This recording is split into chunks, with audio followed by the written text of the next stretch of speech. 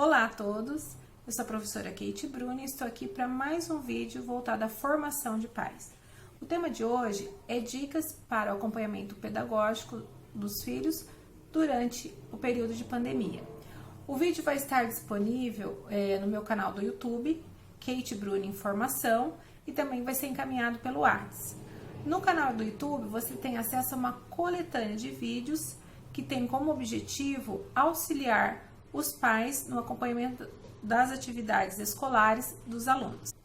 Vamos à primeira dica de hoje, então.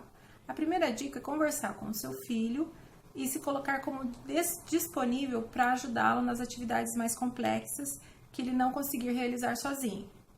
Isso significa que você vai auxiliá-lo, mas não fazer por ele.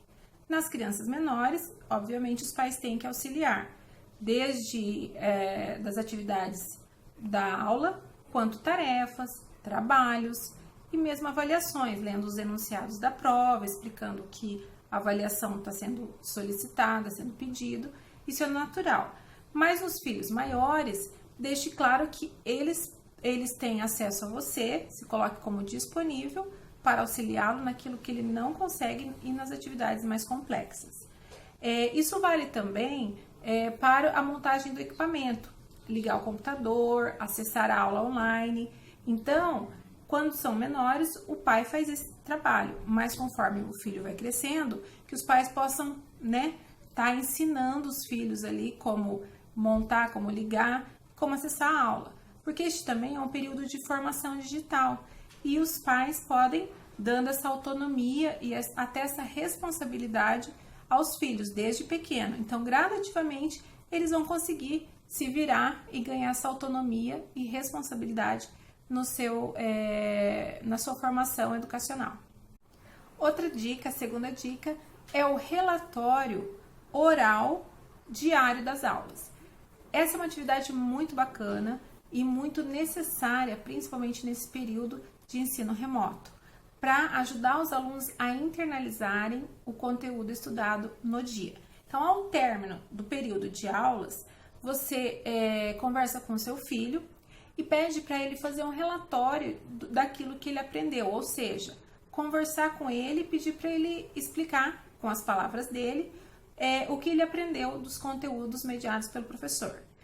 E aí você passa um roteirinho para ele, você fala assim, primeiro você diz a aula que você teve, a primeira aula, assim na sequência, o nome de cada professor, o nome de cada disciplina, os assuntos e o conteúdo que ele estudou em cada disciplina. Aí você pode até ampliar, perguntar qual material que foi usado, se foi livro didático, se foi apostila, se foi o caderno. Ou também você pode perguntar as páginas para forçar ainda mais a memorização. Então, aí você pergunta, e aí, qual aula que foi hoje? Geografia, foi o professor Pedro, tá? E qual o assunto? Relevo. Tá, e o que você aprendeu, que é o conteúdo? Planície e planalto. Tá, e você vai perguntando, vai discutindo com ele sobre o conteúdo. Então, o que você aprendeu? Qual a diferença de planície e planalto? E ele vai explicando do jeitinho dele, com as palavras dele, e vocês vão montando essa discussão. O principal meio pedagógico de ensino-aprendizagem é a discussão, porque nela a interação, então, entre os seres humanos fazem com que o aprendiz internalize melhor o conteúdo. Então, só ouvir, porque na aula online ele mais ouve, ele quase não interage, interage pouco com o professor, com os outros alunos. Então, você vai sedimentar, vai ajudar nessa sedimentação com a sua atenção, com a sua interação. Se você não souber, não tem problema nenhum, não precisa ficar constrangido. Fala que você não sabe, mas que você vai pesquisar e depois pode responder para ele, ou que vocês vão pesquisar juntos, caso tenha alguma dúvida. Você também pode falar para ele tirar a dúvida com o professor na próxima aula.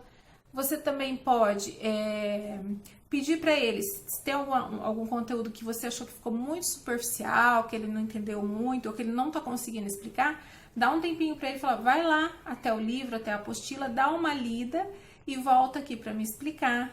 Então, ele vai até saber que ele precisa prestar mais atenção na aula, senão ele vai ter que depois reler tudo que ele já tinha lido na aula.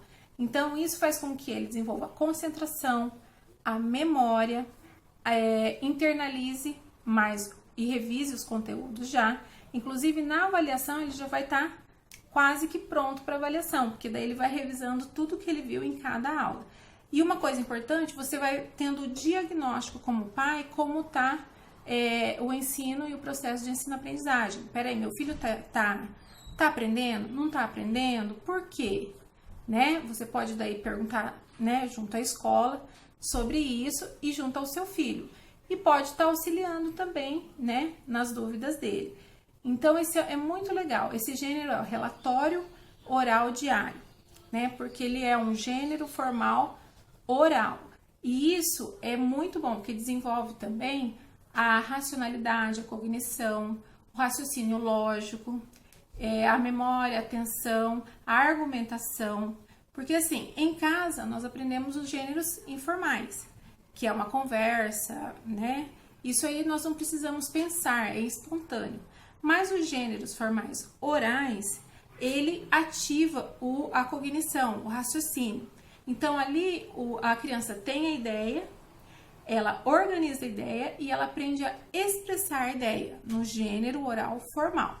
E isso é aprendido mesmo em processos escolares, que seria a discussão, o debate, o seminário, então a palestra.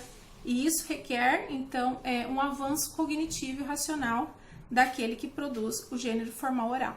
Então, tem tudo de bom. E é legal também que depois que vocês criarem esse hábito diário, você também pode transferi-lo para as aulas presenciais. Então, quando você vai pegar o seu filho na escola, no retorno da escola, enquanto vocês voltam, vai perguntando para ele o que você aprendeu, né? Nessa avaliação, o que caiu, qual a pergunta, qual a atividade, que tipo de atividade, o que você respondeu. E vocês vão interagindo, discutindo e aprendendo e ensinando juntos. Essa é a segunda dica de hoje. É isso, gente. As duas dicas de hoje, então, são essas. Primeiro, auxiliar os filhos e não fazer por eles nas atividades mais complexas. E o segundo é fazer o relatório oral diário com os seus filhos. Nos próximos vídeos, nós falaremos sobre metodologia de estudo para avaliações, especificamente como estudar para provas, e também veremos o processo de leitura, como desenvolver o hábito da leitura no contexto doméstico. Então, esses vão ser os temas dos próximos vídeos. E assim, se inscreve lá no nosso canal e deixa também comentários, observações, sugestões de temas, críticas construtivas, e juntos nós vamos construindo um canal interativo e um canal que auxilie muito mais todos os pais. Até logo, obrigada pela atenção, até o próximo vídeo.